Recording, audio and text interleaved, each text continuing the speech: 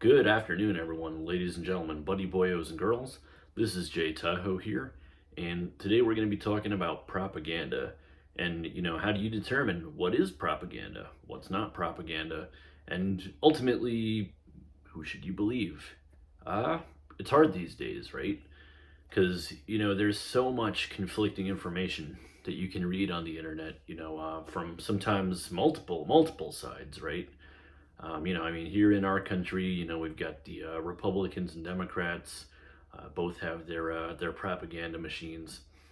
But probably it wouldn't surprise you that the example we're going to be talking about today is, of course, the Russia-Ukraine war. Because you go on any analysis of this war, and you'll see in the comments both sides. You'll see both sides accusing each other of propaganda. And I watch videos giving an analysis from both sides. Some YouTube content creators, I can tell that they're clearly pro Russia, and others are obviously pro Ukraine, pro Western culture, right? And I have my own bias. I've said from day one, that I'm on the side of Ukraine and the West and NATO. And I arrived at that conclusion based on facts that I've seen from putting the totality of the evidence together. And I think that's really the most important thing, is the totality of the evidence, and making sure that you're listening to the other side as well. I've actually watched some segments of Russian TV and seeing what they're saying. But again, right? It's hard because we live in a place where you actually can't watch Russian TV here now, and I don't agree with that. Actually, I don't agree with that. You actually should, let the opposing side speak and hear them out. I actually think that that's a better way to give yourself more credibility. Because if the other side is less credible, you should actually let them speak, because then their bullshit will sink to the top, right? So let's talk about what propaganda is. To me anyway, propaganda is an attempt to mislead people purposefully, willfully, away from the truth. It's to paint yourself in a light that's good, even if you're not necessarily doing good things. Now, to be clear, not all propaganda is lying. Sometimes it's telling half truths. Sometimes, propaganda is presenting facts, but omitting other facts, to make yourself look good. And all sides are guilty of it. In pretty much any war throughout history, any political debate throughout history, every side is guilty on some level, even at a tiny level, I believe, of propaganda.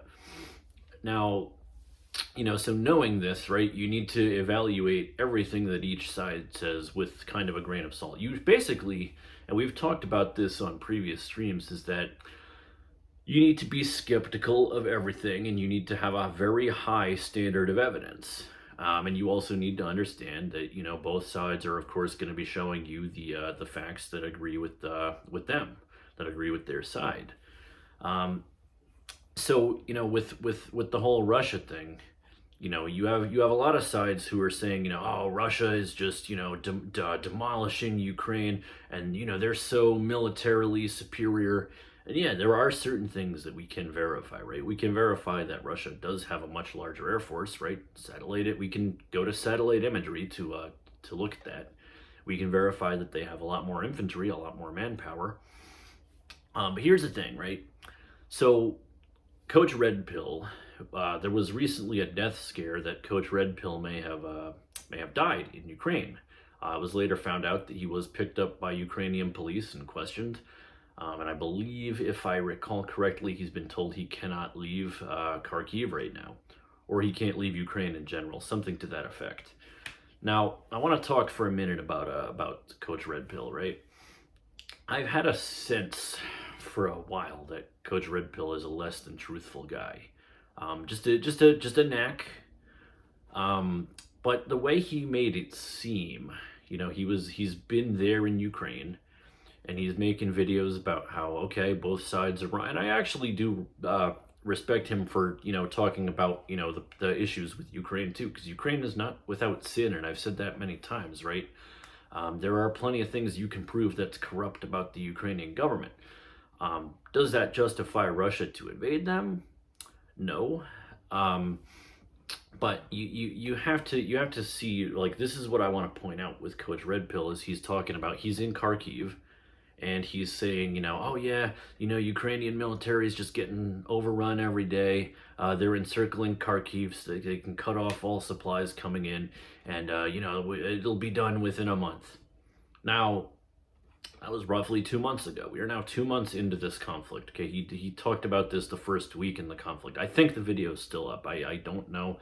I haven't really had the time to verify, everything with his channel, but I believe the video is still up where he talks about this. It's one of his first videos on the conflict. And he's talking about how, Russia's just, so militarily and tactically superior. Here's the thing. Here's the moment for me where I can determine that there was some motive behind that video to be less than truthful. Kharkiv is still standing. Russia has not captured Kharkiv. Multiple sources can verify that, right? It's a known thing that Russia did have to retreat from Kharkiv. Now, even the West is admitting that Russia has all but conquered Mariupol. There's that steel mill with 1,500 to 2,000 soldiers down there and a bunch of civilians. So I would say, they're in control of about 95% of the city, except for that, 4-mile radius with the tunnels running under it. And if you haven't seen that, just look up Mariupol steel plant and you can see the whole story.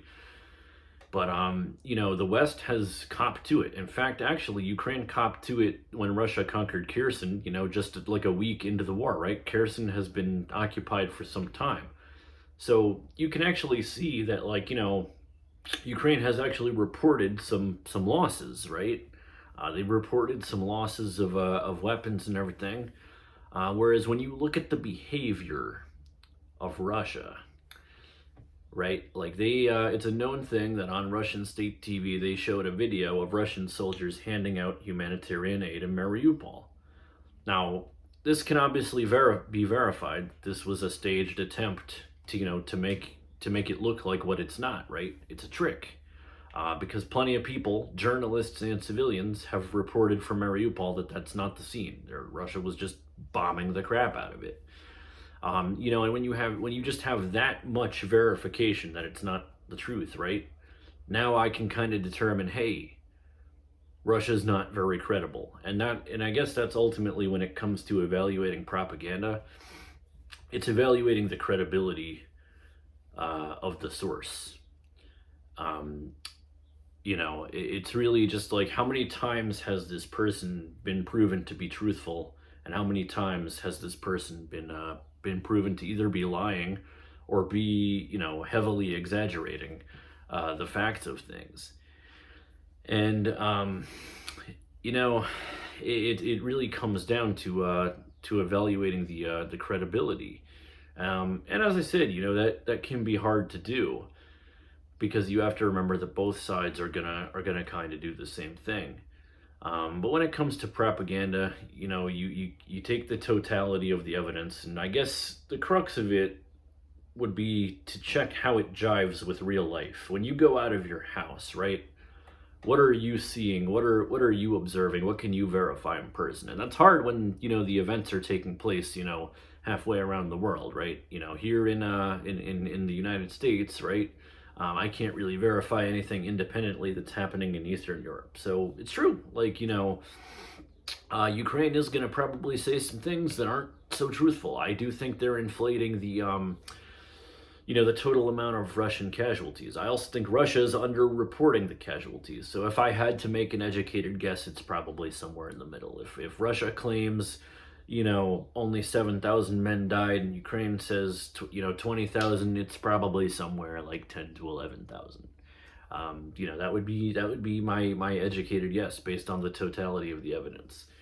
So, that's really the thing. And when it comes to pick a news source, hey, so I have some family who's very far to the left politically, and I'm a little more to the right. And, when I'm making my arguments, the first thing they say to me is, oh, I bet you heard that on Fox News.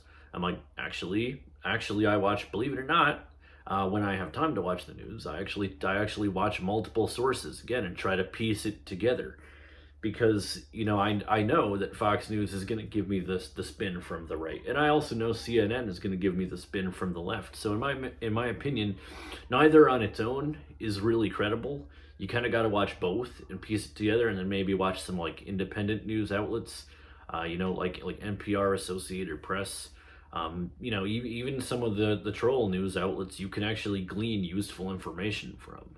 So that's kind of my process for evaluating what's propaganda and what isn't. But again, you got to see how it's jiving with real life. The fact that this war, is 2 months old tells me Russia can't be dominating that bad, because if you recall, right, in the 1940s, in the late 30s and early 40s, when Nazi Germany went on their blitzkrieg, the entire country of Poland fell in 35 days. Now 2 months into this war, we see, Russia has had some victories. They do control Kherson, they do control Melitopol, they control the greater majority of Mariupol right now. And they've taken some land in the east of Ukraine, and they are making some small victories in the Donbass. Nobody's denying that. They are taking some land slowly, not without taking casualties to do so. And we're going to see what happens now that the United States and Western Europe are actually sending them sufficient weaponry now. And again, just the fact that Zelensky is saying, hey, if the people of Mariupol are hurt, you can consider negotiations off the table. That kind of tells us that Ukraine is definitely has some leverage here. Because again, you have Russia, posturing on the Finnish border. I really do think that's a bluff, because I really don't think that Russia can afford a two-front war right now. I really don't. Just because they're not I'm not denying that Russia can long term conquer Ukraine. It's going to take a lot. It's going to take months, if not years of fighting.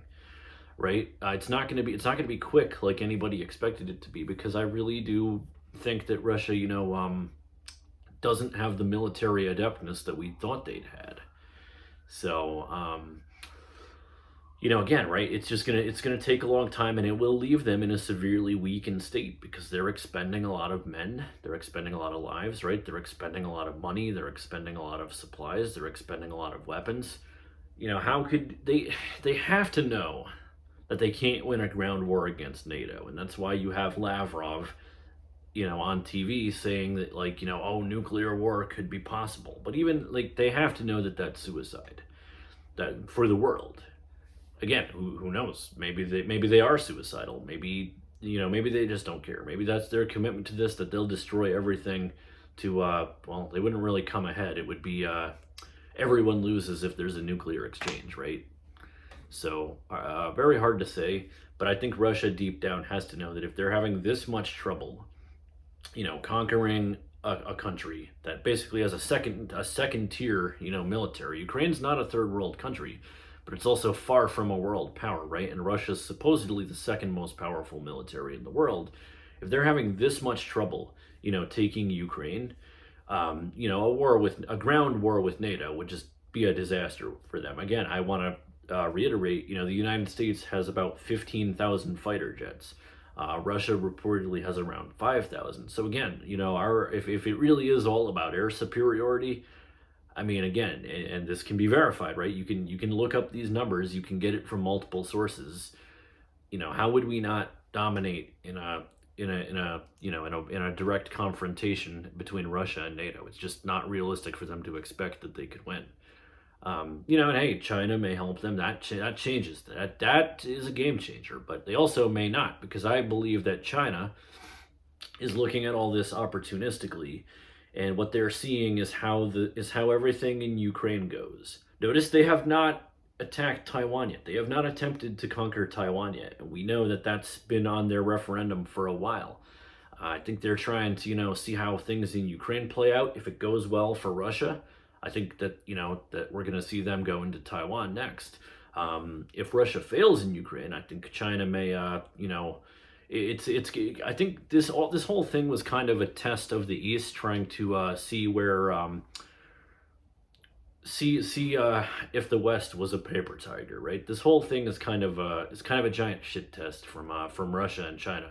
They're trying to kind of poke and prod the West and see, what we'll do, what our military might is really like. If Russia had gone and just steamrolled Ukraine in a month, right, and Ukraine just gave up and surrendered and didn't fight, I think we'd be seeing China invading Taiwan by now, if not already. And hey, I could be wrong, but that's just how I'm looking at China. I'm looking at their kind of, evaluating the situation and kind of letting Russia be the guinea pig and see how it goes for them first. But anyway, that's today's video about on propaganda. You guys let me know what you think in the comments below, and I will see everybody next time.